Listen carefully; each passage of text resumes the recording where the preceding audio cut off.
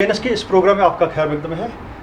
कुछ सवाल थे लोगों के जहनों में पिछले महीने से, खासकर रिकवरी के हवाले से कुछ शिकायत है लोगों के, तो क्या कहेंगे इस पर आप? असलम साहब, सबसे पहले तो बहुत बहुत शुक्रिया आपका और आपको और हमारे सभी देखने वालों को। रिकवरी के बारे में जो आपका सवाल है, ये बैंक का एक रूटीन प्रोसेस है, ऐसा कुछ भी नहीं है जो हमने नया स्टार्ट किया हो। बैंक का काम क्या है? बैंक का काम है लोगों से पैसा लेना, उसको जमा करना, उसको लोगों को ब्याज देना और उसी पैसे को थोड़े से ज़्यादा इंटरेस्ट रेट के ऊपर बोरोर को, जिनको ज़रूरत है, उनको देना ताकि इकोनॉमी की ग्रोथ हो सके। ठीक है। और वो जो पैसा हमारे बोरोर्स होते हैं वो बैंक को वापस करते हैं ताकि हम हमारे अपने डिपॉजिटर्स को उनका पैसा ब्याज समेत वापस कर सकें। ये बैंक का बेसिक प्रिंसिपल है। इसी प्रिंसिपल के ऊपर जेके बैंक भी काम करता है। तो लोग जो पैसा जमा करते हैं वो हम बोरोर्स को देते हैं। हमारी एक्सपेक्टेशंस ये होती है और जो एग्रीमेंट भी होता है हमारा और हमारे बोरोर का, कि जिस हिसाब से हमने पैसा उनको दिया है उसी हिसाब से वो पैसा वापस करें। तो मैं इसको कंप्लीट करता हूँ। तो हमें ये लगता है कि शायद कुछ थोड़ी गलतफहमी है। मैं आपको ये कहना चाहता हूँ, ये सभी अपने ग्राहकों को भी ये कहना चाहता हूँ कि हमारा काम पैसा लेना और पैसा देना है। ये जो प्रॉपर्टी मॉर्टगेज करते हैं कस्टमर्स, ये एक ये हमारा मेन काम नहीं है। ठीक है ना। तो मेरी रिक्वेस्ट हमारे बोरोर से है कि जो पैसा आपने लिया है जिस हिसाब से उसको वापस करना है, जो हमारा एग्रीमेंट है उसको वापस करें, बस वही हमारी दरख्वास्त है आपके थ्रू भी। तो तरीक़ेकार में थोड़ा फ़र्क आई है कि बगैर नोटिस के इस किस्म का है कुछ? मैं आपको एश्योर करता हूँ और अपने ग्राहकों को भी एश्योर करता हूँ कि जो SOP सरफेसी एक्ट के अंदर वर्बेटिम लिखा गया है, एक एक SOP को हम इंश्योर करते हैं कि वो फॉलो हो। रादर टाइम कम नहीं, हम थोड़ा बहुत ज़्यादा ही देते हैं। तो इसलिए ये अगर कहीं किसी को शिकायत है कि उनको बिना नोटिस के सरफेसी एक्शन लिया गया, ये सही नहीं है। और हम इसको, अगर किसी को ऐसी शिकायत है तो हमें कभी भी वो बता सकते हैं।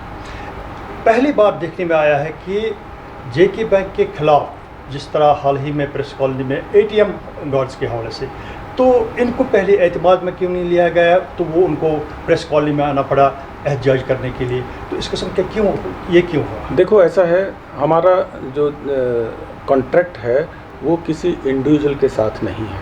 हमारा कॉन्ट्रैक्ट एक मैन पावर सप्लायर कंपनी है, उनके साथ में होता है। तो वो हमारी रिक्वायरमेंट के हिसाब से, जैसे जैसे हमारी रिक्वायरमेंट होगी हम उनसे लेते हैं, और जैसे जैसे हमारी रिक्वायरमेंट नहीं होगी उनको हम उतने लोगों को कम लेते हैं उनसे। तो ये इसमें कि कोई वो गार्ड जो थर्ड पार्टी ने अपॉइंट किया हुआ है या थर्ड पार्टी ने एंगेज किया हुआ है, वो मेरा एम्प्लॉय कैसे हो गया?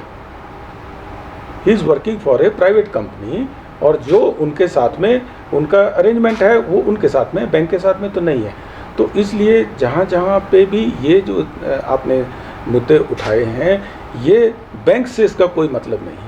ये उस कंपनी, उस मैन पावर कंपनी और उस इंडिविजुअल के बीच में हो सकता है। कॉमन मैन के लिए ये नहीं है कि जो उन्होंने स्लोगन्स दिए वो बैंक के खिलाफ, कंपनी के खिलाफ नहीं थे। हाँ। उससे लोगों में ये एक तशवीश की लहर दौड़ गई है कि बैंक के खिलाफ इस तरीके से पहली बार ये आना, अगर कंपनी के खिलाफ होता तो अलग बात है, मगर जो बैंक के खिलाफ बराह रास्त लोगों में इतना पता नहीं, ये प्राइवेट कंपनी को हायर किया गया है, तो आपको पहले उनको एतमाद में नहीं लेना था। इसीलिए हम बता रहे हैं, आपके थ्रू बता रहे हैं कि ये जितने भी इस तरह के एम्प्लॉयज़ हैं, ये सब कॉन्ट्रेक्चुअल एम्प्लॉयज़ हैं उस कंपनी के, बैंक के नहीं हैं। एक तो ये, दूसरा, उस कंपनी को हम नोटिस देने के जिम्मेवार हैं। उस कंपनी को हमने प्रॉपर नोटिस दिया है कि हमें इतने लोगों की रिक्वायरमेंट कम होगी। हम इंडिविजुअल के साथ डील नहीं करते हैं ना। वो कंपनी को हमने प्रॉपर तरीके से बताया गया है जो हमारा एग्रीमेंट है। उसके हिसाब से हमने बताया कि इतने लोगों की हमें कमी है, ज़रूरत कम ज़रूरत है, उसके हिसाब कभी ज़रूरत बढ़ेगी तो हम बताएंगे ज़रूरत ज़्यादा है, कल हम ATM ज़्यादा लगाएंगे या कभी हम दूसरी मशीन ज़्यादा लगाएंगे या हमें ब्रांच के अंदर ज़्यादा रिक्वायरमेंट है तो हम कंपनी को बताएंगे, इंडिविजुअल्स को नहीं बताएंगे, क्योंकि इंडिविजुअल्स के साथ हम डील नहीं करते हैं। आपको नहीं लग रहा है ये कम्युनिकेशन गैप अगर आपने इसी तरह जिस तरह आप कह रहे हैं कि कंपनी के साथ होना चाहिए था आपको, हाँ। ताकि ये प्रेस कॉल में नहीं जाती, प्रोटेस्ट नहीं करती? हाँ, कंपनी को हमने बताया गया, अब इसके पीछे क्यों हुआ इसके बारे में मैं कुछ बोल नहीं पाऊँगा, लेकिन हमारा जो एग्रीमेंट कंपनी के साथ है, कंपनी को हमने प्रॉपर तरीके से इन्फॉर्म किया है। रेट ऑफ इंटरेस्ट के हवाले से आप कह रहे हैं लोग कि रेट ऑफ इंटरेस्ट बाकी बैंकों से बनस्बत ज़्यादा है, तो क्या कहेंगे? ये जनरल बातचीत है, मैं आपको ये बताना चाह रहा हूँ।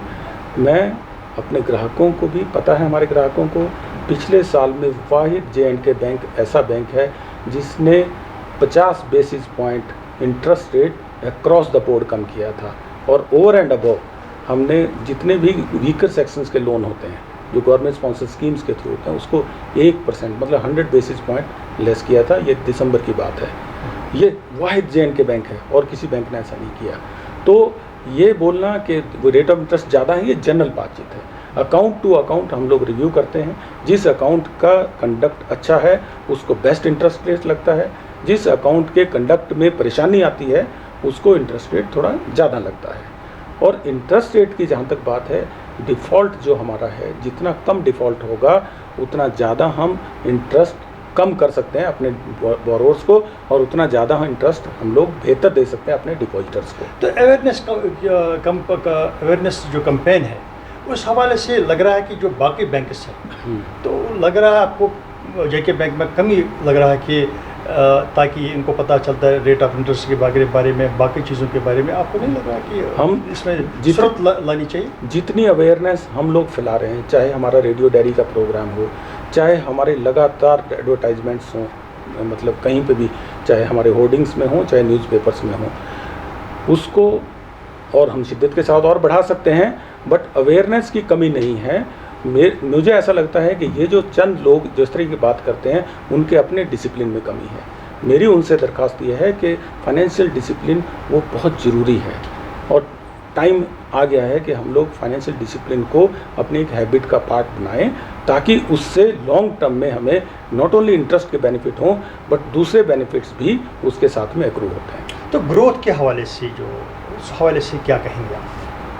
ग्रोथ तो हमारी फैंटास्टिक रही है। देखिए, जनरली पहला क्वार्टर जो होता है वो सबड्यूड रहता है, लेकिन इस क्वार्टर में भी जो ग्रोथ आई है बैंक की, वो भी बहुत अच्छी आई है, और उसका मैं शुक्रगुजार हूँ अपने सभी ग्राहकों का कि उन्होंने बैंक के ऊपर विश्वास रखा है, और लगातार पिछले 1 साल के अंदर जो बैंक की ग्रोथ आई है, जो बैंक की प्रॉफिटेबिलिटी आई है, जो बैंक का बिजनेस ग्रो किया है, वो फैंटास्टिक है। और इस क्वार्टर में भी वही ट्रेंड चल रहा है। तो मुझे ऐसा लगता है कि फ्यूचर में भी सेम ट्रेंड चलेगा, क्योंकि हमने अपने सारी की सारी सर्विसेज में बहुत उम्दा इम्प्रूवमेंट्स करी हैं। एकदम निश्चिंत होके आपका बैंक एकदम सॉलिड तरीके से आगे बढ़ रहा है। J&K में ही नहीं, हर एरियाज़ में, कंट्री के हर एरिया में हम लोग बहुत अच्छे तरीके से आगे बढ़ रहे हैं। शेयर प्राइस का मूवमेंट आप देखिए, हमारा शेयर प्राइस आज 77-78 रुपीज़ के ऊपर पहुंचा है। ये एक बहुत दिन के बाद एक ऐसा खुशनुमा माहौल है। ये ऐसा नहीं है जो आदमी, जो इन्वेस्टर पैसा लगा रहा है बैंक के अंदर, वो पूरी चीज़ एनालिसिस करके पैसा लगाता है, तो उसको दिखता है कि बैंक के अंदर कुछ ना कुछ चेंजेस हैं और वो चेंजेस पॉजिटिव हैं, तभी इन्वेस्टर पैसा लगा रहे हैं।